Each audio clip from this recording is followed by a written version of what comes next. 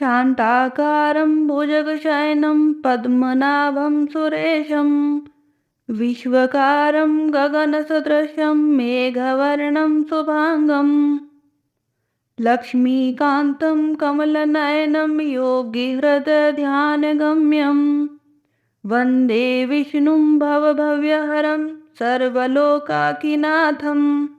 ओम नमो नारायण। नमस्कार दोस्तों, आज से कार्तिक माह का आरंभ हो गया है। यह बहुत ही पावन और पवित्र महीना होता है और ये भगवान श्री हरि माँ लक्ष्मी को बहुत ही प्रिय भी होता है। कार्तिक का महीना हिंदू वर्ष का 8वां महीना होता है।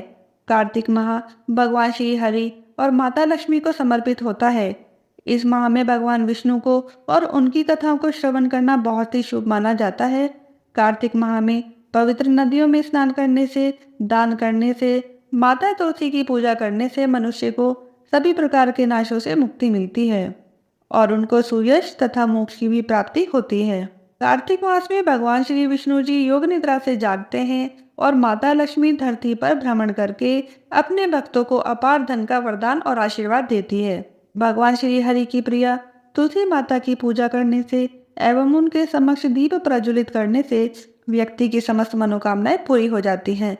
भगवान हरि तथा उनकी कथाओं को श्रवण करने से हमें अति शुभ फल की प्राप्ति होती है। आज से कार्तिक मास प्रारंभ हो गया है। इस महात्म की कथा आप हर दिन नियम से मेरे चैनल पर श्रवण कर सकेंगे, क्योंकि कार्तिक महीने में भगवान श्री हरि के चरित्र का गुणगान करने से और उनका पाठ करने से हमें कई गुना फल प्राप्त होता है। तो चलिए शुरू करते हैं।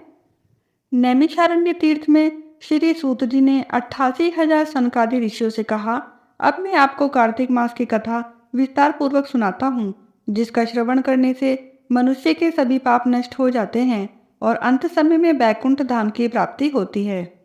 सूत जी ने कहा, श्री कृष्ण जी से अनुमति लेकर देवऋषि नारद के चले जाने के पश्चात सत्यभामा प्रसन्न होकर भगवान कृष्ण से बोली, हे प्रभु, मैं धन्य हुई, मेरा जन्म सफल हुआ। मुझ जैसी त्रिलोक्य सुंदरी के जन्मदाता भी धन्य है, जो आपकी 16,000 स्त्रियों के बीच में आपकी परम प्यारी पत्नी बनी।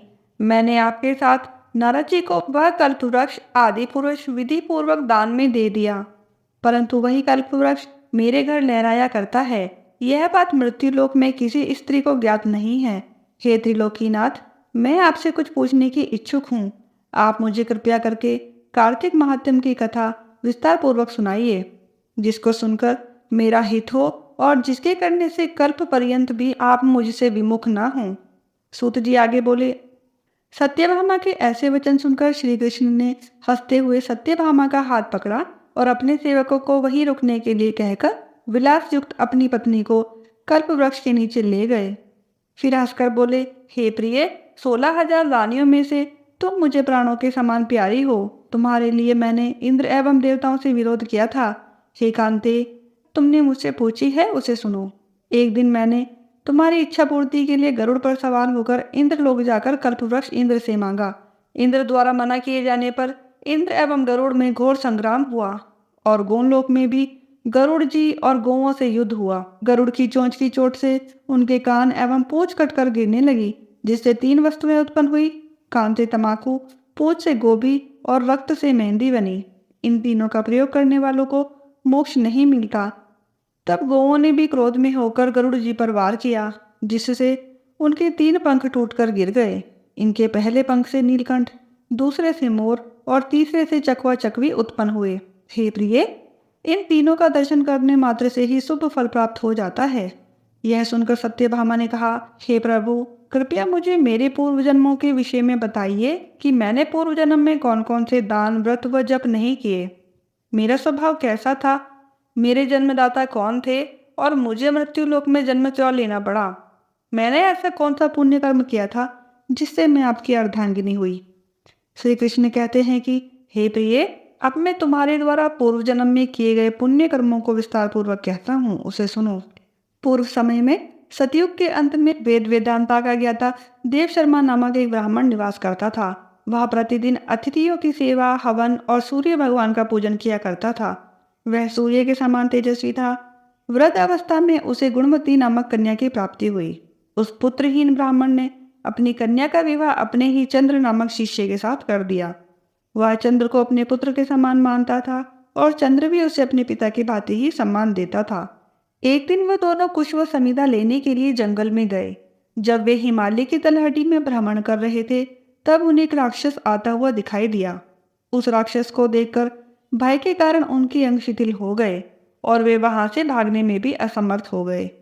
तब उस काल के समान राक्षस ने उन दोनों को मार डाला। चूंकि वे धर्मात्मा थे, इसीलिए मेरे पार्षद उन्हें मेरे बैकुंठ धाम में मेरे पास ले आए। उन दोनों द्वारा आजीवन सूर्य भगवान की पूजा किए जाने के कारण मैं दोनों पर अति प्रसन्न हुआ। गणेश जी, शिव जी, सूर्य व देवी, इन सब की पूजा करने वाले मनुष्य को स्वर्ग की प्राप्ति होती है। मैं एक होता हुआ भी काल और कर्मों के भेद से 5 प्रकार का होता हूँ। जैसे एक देवदत्त, पिता, भ्राता आदि नामों से पुकारा जाता है। जब वे दोनों विमान पर आरूढ़ होकर सूर्य के समान तेजस्वी रूपवान चंदन की माला धारण किए हुए मेरे भवन में आए, तो वे दिव्य भोगों को भोगने लगे। आशा करती हूँ कि मेरी ये वीडियो आपको पसंद आई होगी। अगर आपको मेरी वीडियो पसंद आती है तो आप इनको लाइक कीजिए, शेयर कीजिए और अगर चैनल को आपने सब्सक्राइब नहीं किया है तो चैनल को भी सब्सक्राइब कर लें। धन्यवाद।